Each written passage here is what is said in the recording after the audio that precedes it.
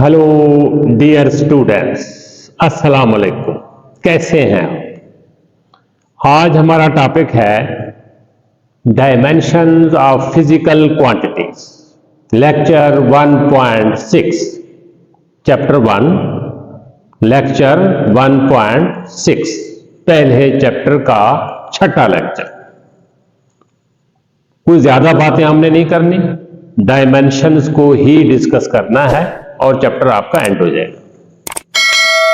Dimension से मुराद ये होता है कि किसी क्वांटिटी में मौजूद कौन सी और क्वांटिटीज हैं, किसी क्वांटिटीज में और कौन सी चीजें शामिल हैं और कौन सी, यानी क्वांटिटेटिव फार्मूला।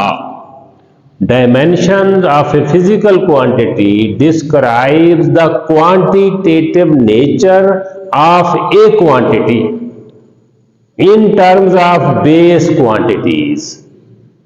आपको पता है जैसे हम फिजिकल क्वांटिटीज को डिस्कस करते हैं तो उनमें कुछ डिराइव्ड होती हैं और कुछ बेस होती हैं। तो बेस की मदद से हम फिजिकल क्वांटिटीज को डिस्कस करते हैं, जैसे हम पहले पढ़ चुके हैं। फोर्स है, वर्क है, पावर है, प्रेशर है, ये सारी डिराइव्ड फिजिकल क्वांटिटीज। इनको हम डिफाइन करते हैं मैस से, लेंथ से, टाइम से। इसी तरह क्वांटिटी में दूसरी कौन सी क्वांटिटी शामिल है? The 5 fundamental dimensions are, 5 base dimensions हैं। जैसे बेस क्वांटिटीज थी 7, लेकिन हमारा ताल्लुक ज्यादातर 3 के साथ रहेगा। वैसे यहां 5 का तज़किरा हमने कर दिया है। लेंथ है, time, mass, temperature and charge. लेकिन आमतौर पे जो डिस्कस होती हैं बेस डायमेंशन, फंडामेंटल डायमेंशन, ज्यादातर जो आपका सिलेबस जिनको कवर करता है वो 3: मास, लेंथ एंड टाइम। मैस एक क्वांटिटी है, इसको एम से शो करते हैं। लेंथ एक क्वांटिटी है, उसको कैपिटल एल से शो करते हैं। टाइम एक क्वांटिटी है, इसको हम कैपिटल टी से शो करते हैं। जस्ट ए कन्वेंशन, एक हमने बात तय कर ली, इसके पीछे कोई लॉजिक नहीं है कि लेंथ को एल से क्यों शो करते हैं। ये कॉमन सी बात है, कॉमन सेंस की बात है। मिसाल आपके सामने है velocity.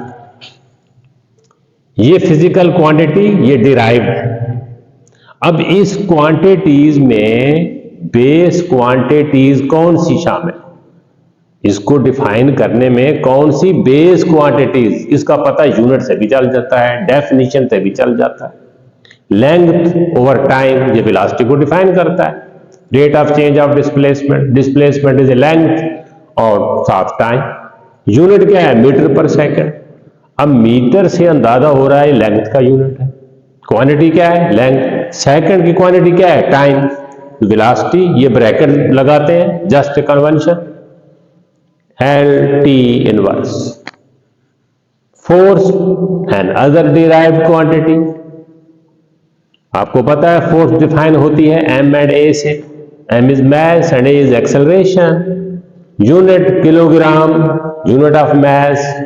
Metre per square second, unit of acceleration. अब देखें फोर्स की डायमेंशन में kilogram mass, metre length, time inverse square.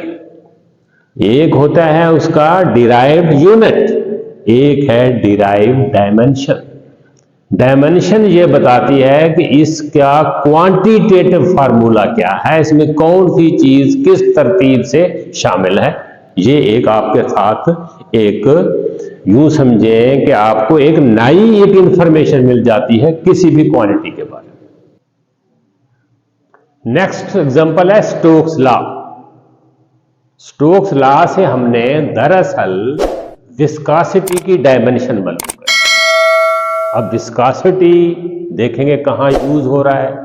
ये बहुत सारी इक्वेशन में यूज होती है, लेकिन एक सिंपल इक्वेशन हम स्टोक्स लॉ की ले रहे हैं। ड्रैग फोर्स की, जब कोई किसी लिक्विड में से कोई स्फीयर जाता है तो उसके ऊपर ड्रैग फोर्स कितनी होती है। तो इक्वेशन है 6 pi eta R B. 6 pi is a number, not a quantity.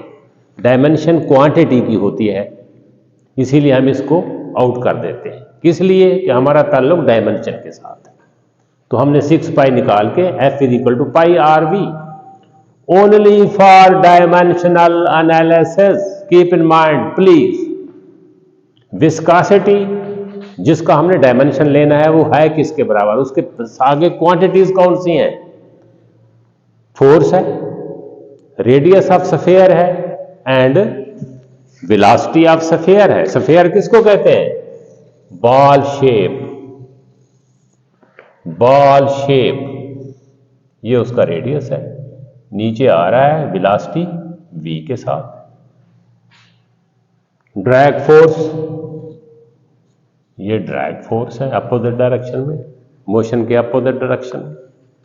अब जरा गौर करें, विस्कासिटी के सामने फोर्स है, फोर्स किसके बराबर है? ma, you know, radius and velocity. अब m kilogram, acceleration metre per square second, radius length है, ये भी तो लेंथ है ना, नाम रेडियस है ना, है तो लेंथ, मीटर, वेलोसिटी मीटर पर सेकंड। अब क्लियर आ गया कि इसमें क्या क्या शामिल है और किस तरतीब से शामिल है। अब देखें, ये metre into metre square metre, ये इससे कैंसिल हो जाएगा, ये ऊपर आके -1, ये -2 है ऊपर 1 के +1, और ये -1 आ जाएगा किलोग्राम मीटर इनवर्स सेकंड।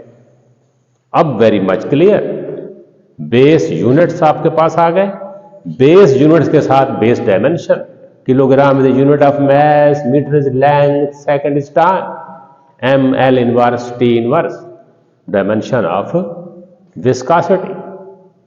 ये हमारा चैप्टर एंड हो गया, चैप्टर नंबर 1। इसमें पढ़ा क्या है? एक समरी आपके सामने है, चंद एक चीजें हैं जो आपके जहन में हो। ये एग्जामिनेशन पॉइंट ऑफ व्यू से ना हम पढ़ रहे हैं ना पढ़ा रहे हैं, हम ये देख रहे हैं कि हम एक चीज को पढ़ रहे हैं तो उसकी समझ भी होनी चाहिए। जब समझ होगी तो एग्जामिनेशन आपको एक बच्चों का खेल नजर आएगा, कोई न्यूमेरिकल कोई मसला आप हल कर सकते हैं। पहली बात, इसमें फिजिक्स की डेफिनेशन थी, क्या थी? Study of matter and energy. आपको पता हो what is matter? Anything which has mass and occupy space. आपको पता हो what is energy? Ability of body to exert the force. Physical quantities, base quantities, कुछ क्वांटिटीज हैं बेस है जिनको हम डिफाइन करते हैं फंडामेंटली, जिसको इंसान हमेशा से जानता है, मास, लेंथ, टाइम वगैरह, उनके units derived base unit. Supplementary unit में बड़े मशहूर हैं रेडियन एंड स्टी रेडियन, इनको बार बार पढ़ा करें। ये एंगल है दोनों, ये प्लेन एंगल है और ये सॉलिड एंगल है। प्लेन एंगल प्लेन में बनता है, 2 डायमेंशनल है, और सॉलिड एंगल स्फीयर में बनता है, 3 डायमेंशनल है। What is sphere? What is sphere? A name of A shape. कौन सी शेप? जैसे बॉल होती, कोई भी बॉल है, क्रिकेट बॉल है, हॉकी बॉल है, बिलियर्ड बॉल है, वैसे तो बहुत सारी चीजें हैं। बाजार में तरबूज भी आपको स्फेरिकल मिल जाते हैं, अंगूर भी स्फेरिकल मिल जाते हैं, आपको आलू बुखारा भी स्फेरिकल मिल जाते हैं, आपको सेब भी ऑलमोस्ट स्फेरिकल मिल जाते हैं। तो समरी में आप इन चीजों को रिकॉल करें बतौर खास। What is science, what is physics, what is matter, what is energy, अपने आप को सुनाएं, क्लियर करें, कम से कम अल्फाज में, कम से कम अल्फाज में। हमें अल्फाज नहीं चाहिए, शऊर चाहिए, समझ चाहिए। एक असाइनमेंट भी मैंने आपको दी है कि जो डायमेंशन हमने पढ़ी है, तो प्रेशर की डायमेंशन क्या होती है। आपको पता है कि प्रेशर है किसके बराबर? P equal to F over A, force over area, MA over area. What is M? Kilogram metre per square second, area metre square. इसको आप देख सकते हैं। इसी तरह पावर, वर्क, डेंसिटी, ये खुद करना है आपने, कोई हेल्प ना लें, अपने नॉलेज को रिकॉल करें और फिर उसकी मदद से खुद सॉल्व करें। गलती कर जाएंगे तो क्या हो जाएगा, लेकिन आप अपने जहन को हरकत दें। हमारा निज़ाम तालीम ऐसा है जो जहन को जामिद करता है। मैं कहता हूं कि आप हरकत दें प्लीज। इसी तरह ऑटो किसके बराबर है? फेमटो किसके बराबर है? मिसाल के तौर पे हम फेम2 है 10⁻⁻⁻15, तो इस तरह ऑटो क्या है, पीको क्या है, नैनो क्या है, माइक्रो क्या है, ये जस्ट लिखना है आपने। बुक में टेबल दी हुई है, लेकिन खुद आप कोशिश करें कि चीज़ें आपको समझ आएं। उम्मीद है आप इससे लुत्फानंदोज हुए होंगे और आपका दिमाग कुछ हरकत में आएगा अगर आप खुद चाहेंगे। Thank you very much.